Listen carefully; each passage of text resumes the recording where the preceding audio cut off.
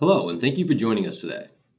In this discussion, our panelists will dive into how automation can improve operational resilience and help your business reach its full potential. I'm Ben Cole, Executive Editor at TechTarget, and I'll be your moderator. I'd like to welcome our panelists. Dan Fiehn is the Group CEO at Compre, a leading global legacy insurer.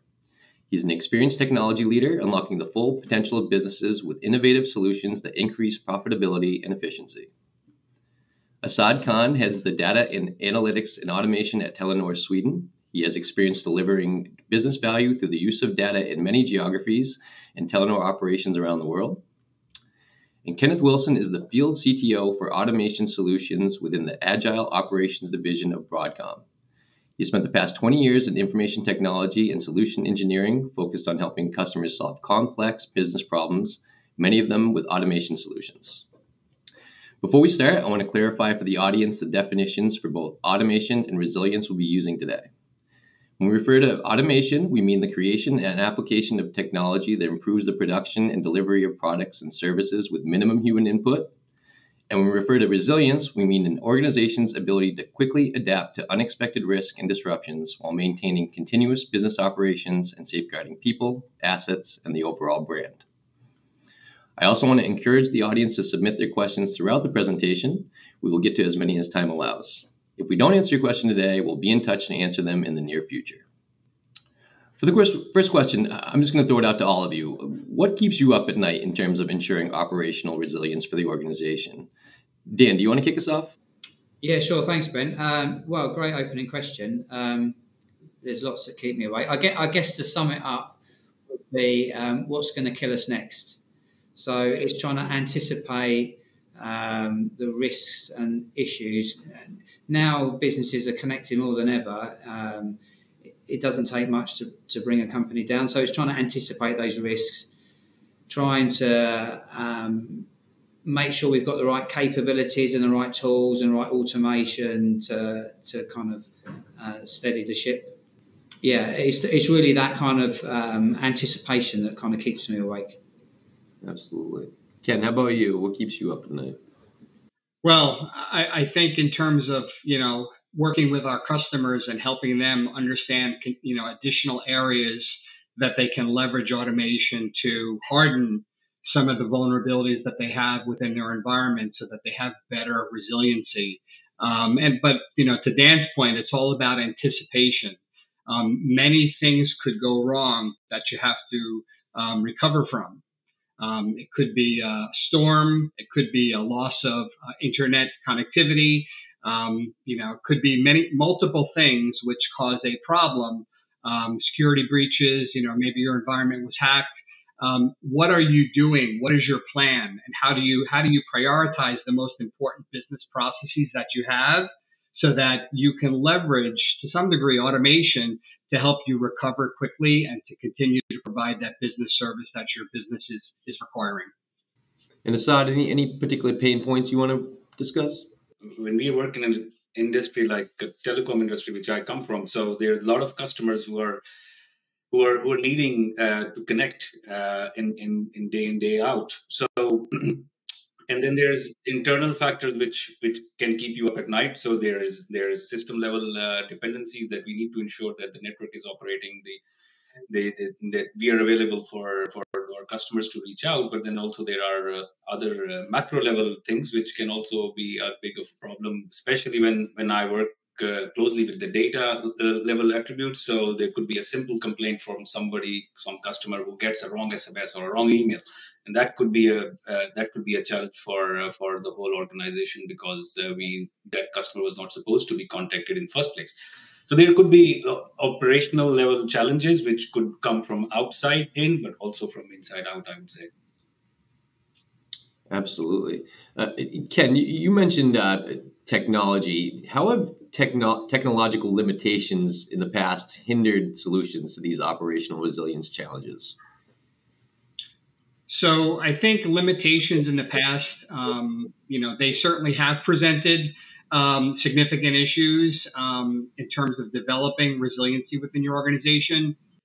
Lack of automation within an environment in all those key areas, manual processes, which to some degree are slow and error prone. But there's a wide variety of different areas where different technological limitations cause challenges to basically have some resiliency. So if you break it down into a couple of different areas, data processing, speed, capacity, back in the day, computers and data processing were slower, right? You had limited capacity. And when you're dealing with sort of large volumes of data, it's crucial to be able to not only identify and respond quickly, but to be able to get up quickly. So there was a limitation there.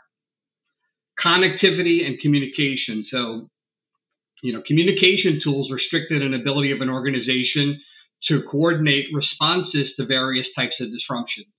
So being able to, number one, be aware of it, to notify your employees, your customers, even your partners was important.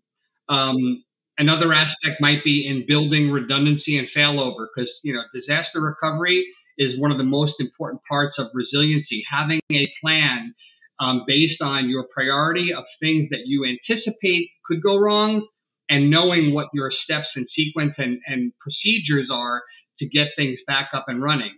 So, there are certainly software and hardware limitations that don't necessarily have the sophistication required for a seamless ability to get things back on track and up and running. Then you got legacy systems, you got, various aspects that we talked about a second ago with regards to cybersecurity, right? All of those things make it a challenge to be able to, respond quickly and have a very safe environment that is without risk of being able to be as resilient as you would like it to be. Definitely. And I'll throw this next question out to the whole panel. How can automation be a key driver and help all these issues that Ken was just talking about? How can automation enhance the organization's resilience? So for me, Ben, I think there's three sort of key areas. The first one is, and it does build on what Ken's talking about, it's about introducing consistency and standardization. There's lots of companies are struggling with legacy systems and manual processes. So having that consistency is key. That ultimately reduces the second thing, which is reduces human error. Most issues, if you track it to the root cause, has occurred because of human error. So automation can eradicate that. And then the third thing is that for me, automation can drive data insights into your processes. So you can use that data to better improve your processes, which in turn can improve your resilience. Asad, do you have any thoughts on how automation can help with organizational resilience? Yeah, I mean, all what Dana said, just to top it off. For us, resilience is a simple definition on how quickly or how good you come back when things do not work as you plan. So anything that is from a human element perspective, but also to cover it up with the enterprise corporate level, I think it's the same. So we have a plan to have proper redundancies in place, disaster recovery processes, but then still things go bad and things do not work as planned. So I think automation has a very huge role in that aspect, where things that can be automated can be run through, where you don't need people to take care of the operations.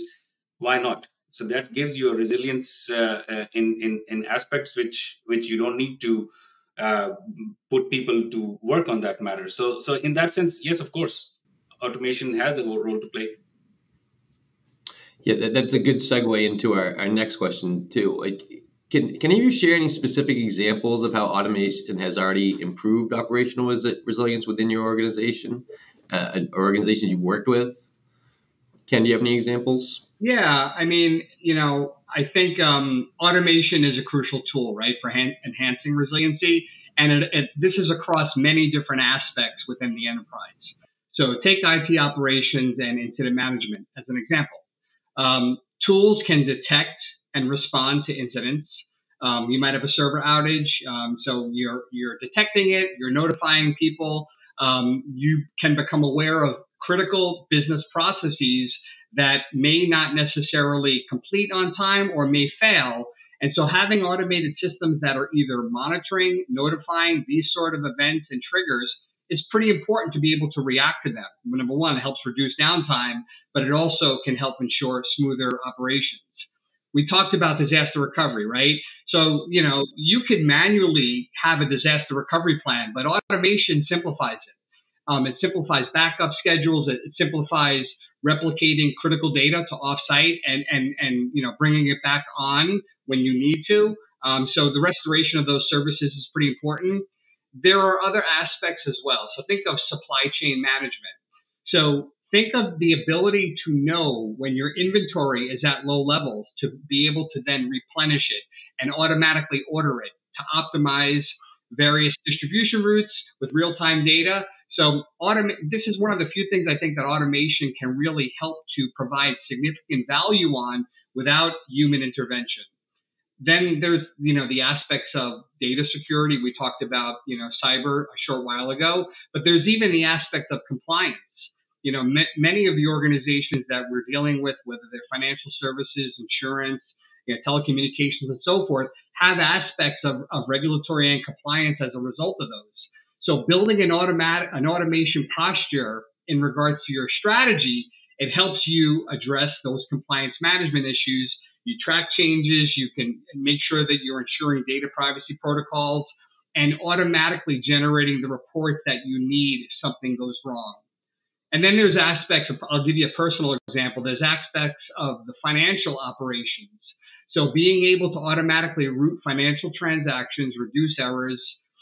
I got an email yesterday and a text message at the same time because I purchased a new iPhone and it was above my normal spending threshold.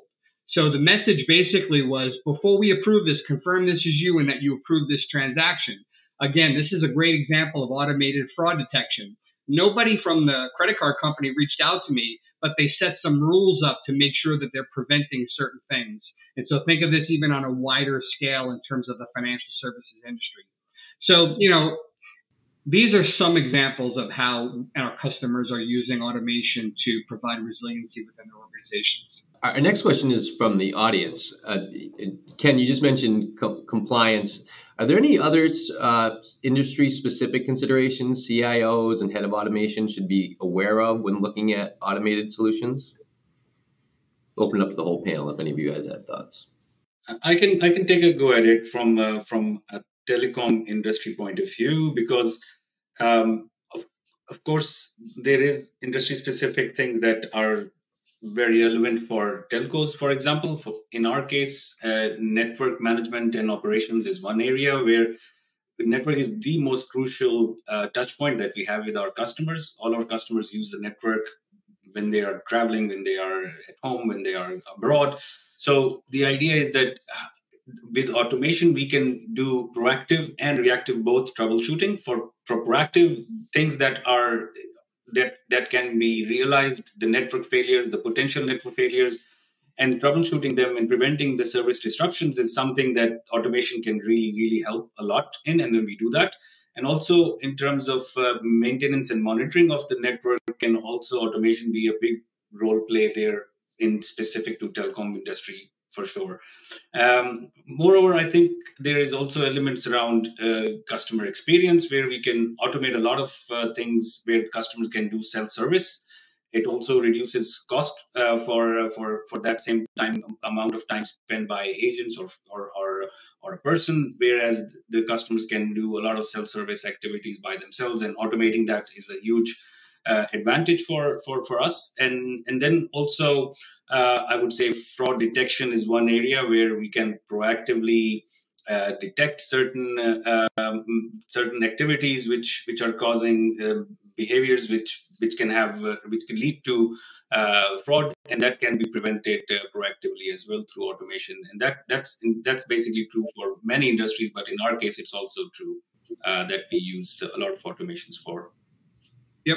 Can I ask a question, Asad? So in regards to Ben's question around compliance and other considerations, are there things specific from a telco perspective, such as SLA management, such as an ability to show that you are auditing various changes that may happen to the network, which could cause disruptions in your service, that you are aware of in regards to having some resiliency plan, or even just leveraging automation to make sure you're covering all your bases?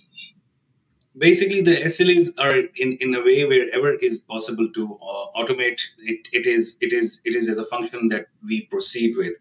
But having a proper logging mechanism, yes, for every activity that is being accessed, a logging mechanism in place where you can track back who did what when, so that logs are maintained as well.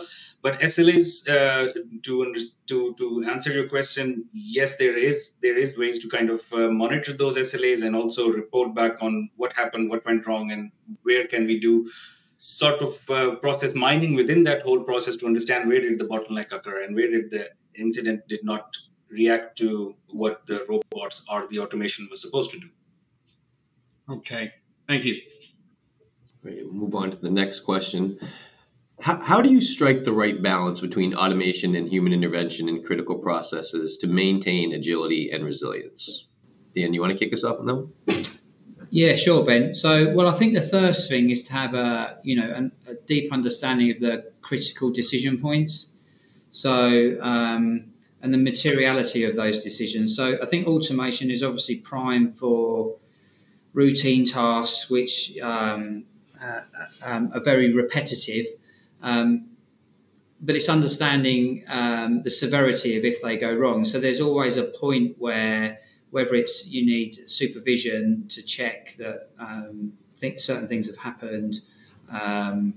So for me, it's understanding, like in each of your processes, where the critical point is and where you need that kind of human intervention, where it goes beyond just routine tasks. Hey, Dan, would you say that if you have an automation job where as a result of the job, it's going to take an action that you might want to have a reviewer review before it actually does that action, because that action could have some implications, which maybe it's going to take the wrong action depending upon what depending upon what you've defined. Is that something that you're describing in terms of that human interaction? Yeah, and I guess Ken, it's looking at the impact of the business. So, if you didn't do that check, what's the outcome? Is it going to impact revenue? Is it going to impact SLAs? All the things that you described earlier. It's understanding that materiality. If it's a minor point and actually it's not going to have much impact, then actually you can allow the automation tool just to continue. And maybe it's something you review periodically. But I think sometimes I've seen where companies kind of put too much trust in the automation too early, and they're not doing that supervision, and then they kind of get a shock later on. And equally, I've seen it where there's too much intervention and almost you don't need the automation tool because you're checking every step. So it's kind of getting that balance between it is all about materiality for me. Yeah, I totally agree.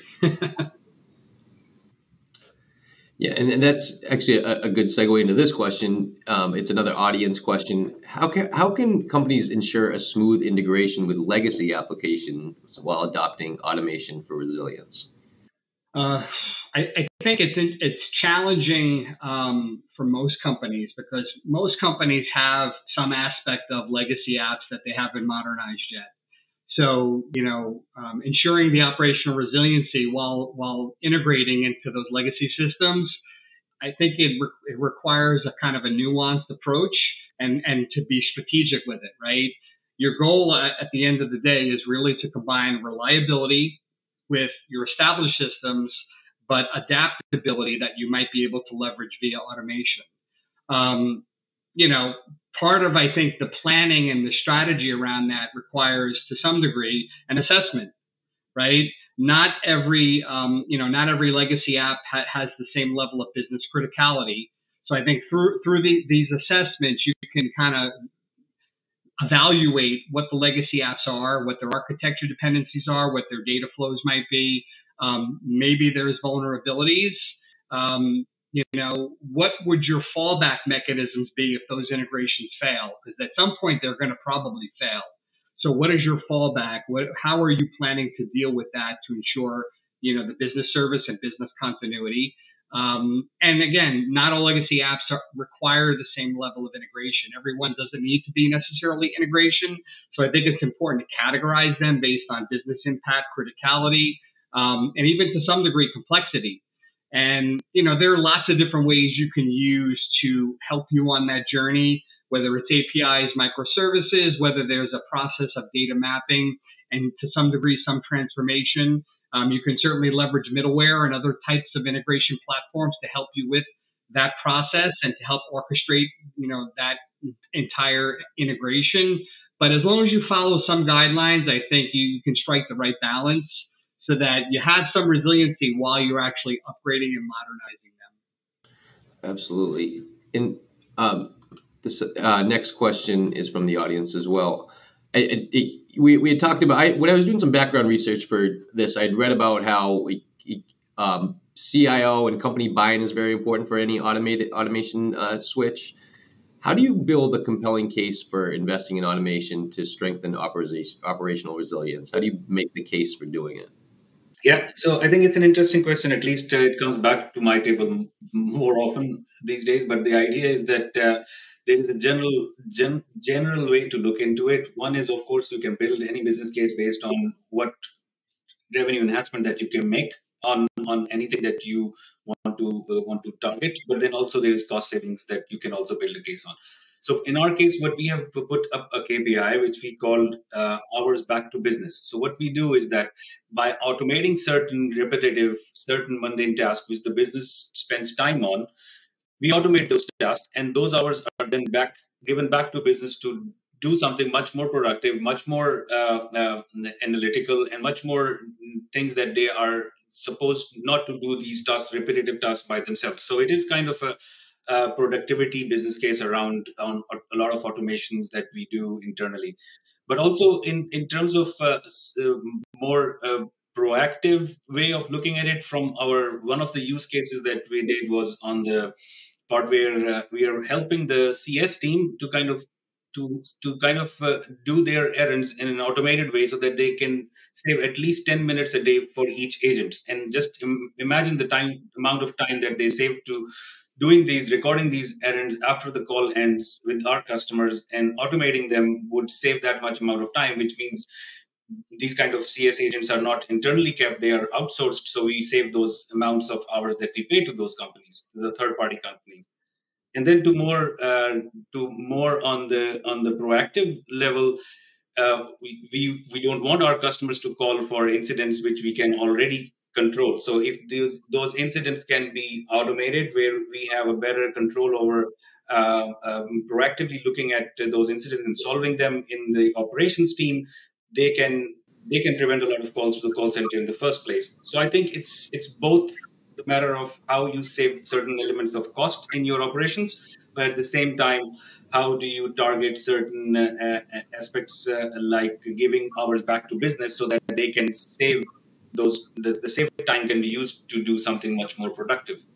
There needs to be a close alignment to the business strategy. So whether that is improving customer retention, or you need to find the link between the business outcome of the automation. So if it's improving uptime, you can draw correlations to, increased revenue or decreased cost. So having that business alignment, strategic alignment, to me is paramount. We work a lot with customers in this sort of topic of trying to understand how to quantify the value of bringing an automated solution in. We often do it with an assessment, and it's really trying to figure out what is it that they're having a challenge with. They're not always thinking about what does it cost the organization to support some of these mission critical business processes, whatever they are. And it's not like companies don't have automation point tools.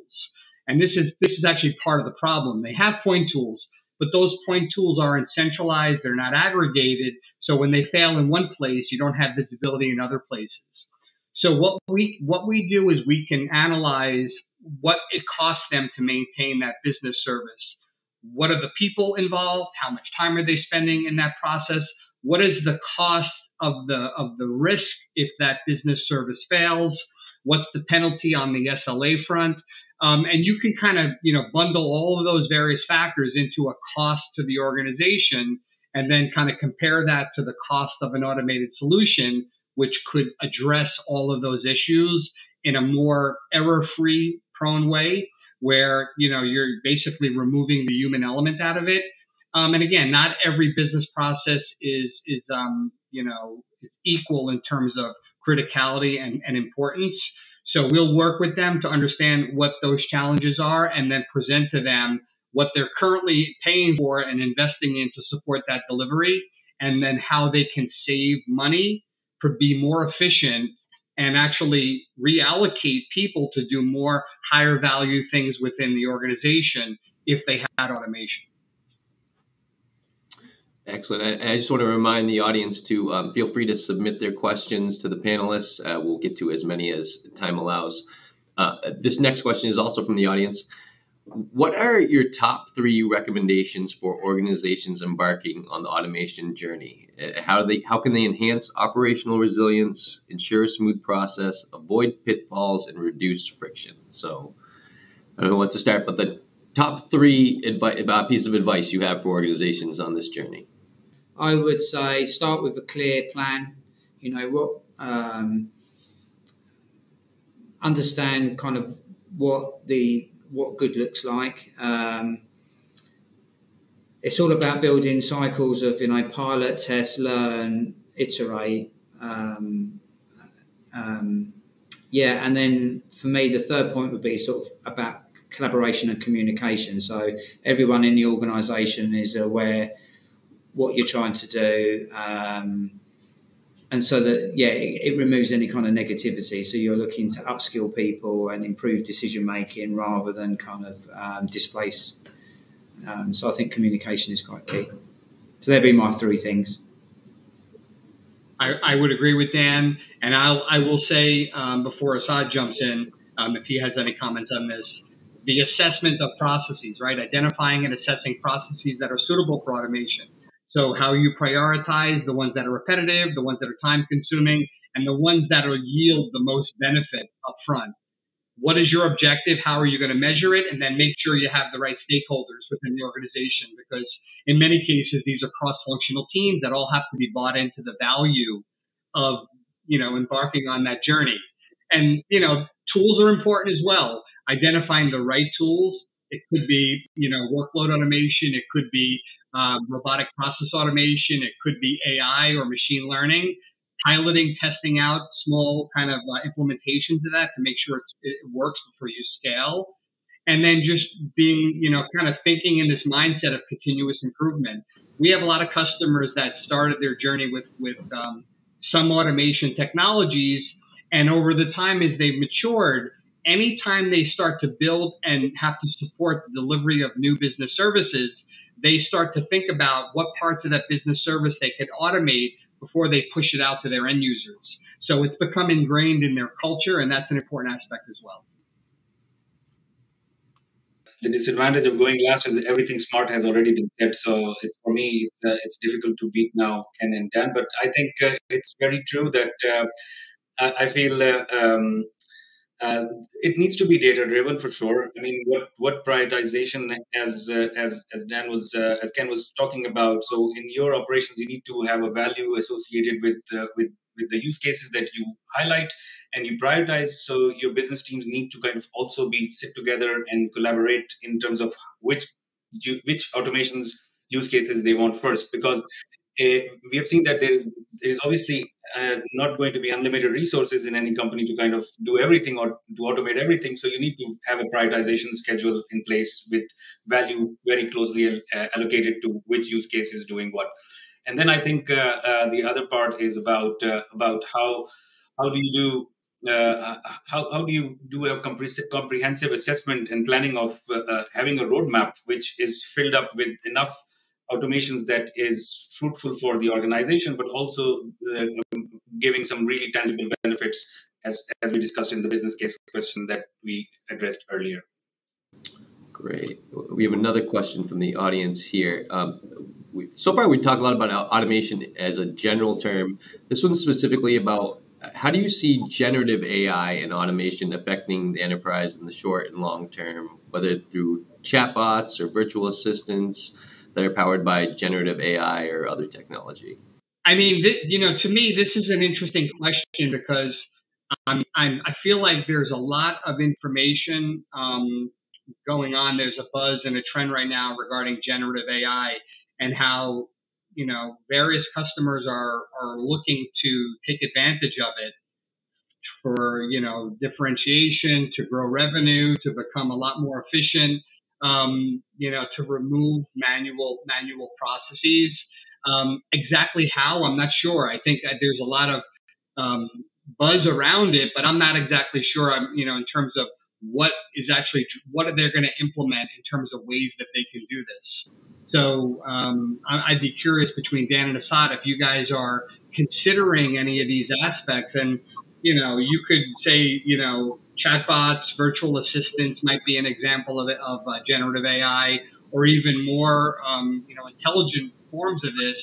ChatGPT is an example. Are you thinking of ways where your competition is leveraging these technologies and you guys have to have a strategy where you're starting to implement ways where you can embed and integrate this into your business strategy, regardless of what the vertical industry is? Yeah, 100%, Ken. So, I think the first thing that's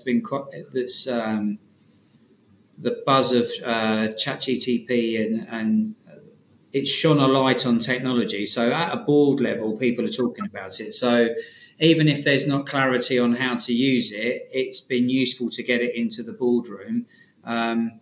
Certainly on the deployment of chatbots, I've seen how it can shorten customer journeys, the repetitive parts of the call, which are going through regulatory information, and even the routing of calls. So vulnerable customers get through to the right agents quickly, and if the handoff is done in the right manner, actually it's good for the customer and the employee. So I've seen, now that isn't using generative AI, it's just using kind of solid kind of existing technologies. In the field I'm in insurance, there's a lot about how we can use it to surface policy information, so you can quickly look through, whether people are covered or not. So I think it has many kind of obvious use cases, but it still needs a bit more defining and refinement. And again, going what we said earlier, having a clear strategy on how it's going to align to your business strategy. You're not just doing it for the sake of doing it. Yeah, makes sense. Our next question is from the audience as well. We talked about how compliance is a big part of resiliency. Can you share examples of how your organizations address regulatory compliance and requirements in the context of operational resilience and automation? Ken, you talked about compliance. You want to kick us off with that one?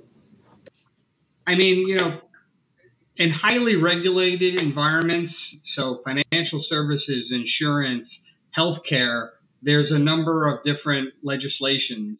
They're probably slightly different across North America and Europe, but compliance is an important aspect because they affect so many things. So Asad mentioned earlier regarding the uptime that their customers expect on the network, right?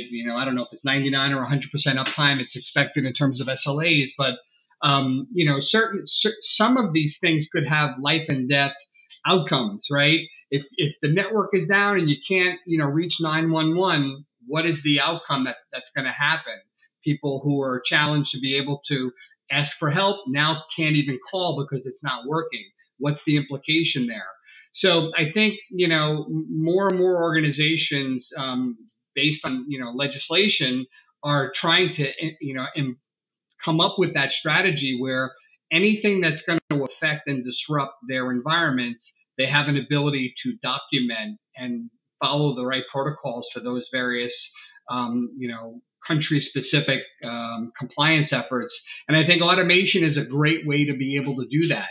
there are certain solutions that have ways where not only are you capturing the logging, you're capturing the person that may have made the change or when it was executed.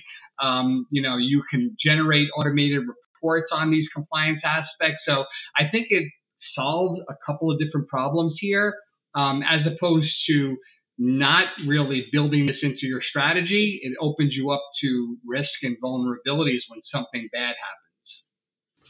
I don't know if you guys, Dan or Asad, if you guys deal I with. totally agree. No, I totally agree with you. And this is depending on the mission criticalness of the project that you're running. So in our case, for sure, being network is the biggest touch point, because customers expect that it works day in, day out, especially when COVID came in. I mean, that was one thing that we saw that, people started talking more. So the idea is that the expectation around the SLAs and the mission criticalness of it is also impounded by the regulator, and we cannot have a snooze button to say, okay, we'll come back and fix it. So it needs to be uptime, needs to be running, and expectation is that it should be running. So I totally agree with you. Yeah. Excellent. I think this will probably be our last question as we're running up on time here. Dan, let's start with you. How important is the executive and C-suite culture in an organization in regards to having the right appetite to do all the right things, to realize the right level of operational resilience, especially in the context of risk, SOX compliance, other regulations, things like that? Yeah, well, it really, the culture permeates down from the board. So I work in financial services, and kind of, as the guys have just mentioned, it's a strong part of what we do. We have, there's strong controls in place, and boards are held to account. So gone are the days where this is something that you do as a tick box exercise. You have to kind of live and breathe this. You have to evidence it, and there's firm metrics around your kind of performance. So this is a critical item on all kind of boards certainly in the financial services sector that I work. Would you say, Dan, that your C-suite team needs to have this sort of build to last mentality, and to understand, number one, that they're accountable, and as you say, they have to be able to make the right decisions in terms of being able to deal with some of these compliance things that theoretically could happen? Yeah, I think there's a responsibility, Ken, on us technology leaders to actually frame the kind of the issue in a language that the boards understand.